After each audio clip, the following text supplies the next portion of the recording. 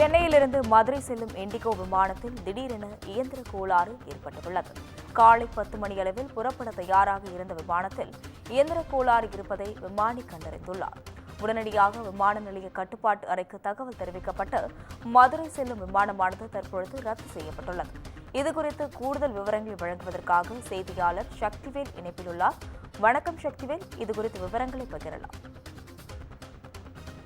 நிச்சயமாக வணக்கம் அஸ்வினி. முன்னாள் ஆளுநர் தமிழிசை சவுந்தரராஜன் செல்ல வேண்டிய இண்டிகோ ஏர்லைன்ஸ் விமானம் இயந்திர கோளாறு காரணமாக ரத்து செய்யப்பட்டுள்ளது. குறிப்பாக சென்னையிலிருந்து மதுரை செல்ல வேண்டிய இண்டிகோ ஏர்லைன்ஸ் விமானம் இயந்திர கோளாறு காரணமாக ரத்து செய்யப்பட்டுள்ளதால் பெரும் பரபரப்பானதும் ஏற்பட்டுள்ளது. சென்னையிலிருந்து காலை 10 மணிக்கு விமானம் புறப்பட தயாராக இருந்த நிலையில் விமானி விமானத்தை இயக்க முற்பட்டுள்ளார். அப்போது விமானத்தில் இயந்திர கோளாறு இருப்பதை கண்டறிந்தார். உடனடியாக விமானி இது குறித்து சென்னை விமான நிலைய கட்டுப்பாட்டு அறைக்கு தகவலும் தெரிவித்தார். விமான நிலைய அதிகாரிகளுக்கு தகவல் தெரிவித்து இந்த விமானமானது ரத்துவும் உடனடியாக செய்யப்பட்டுள்ளது.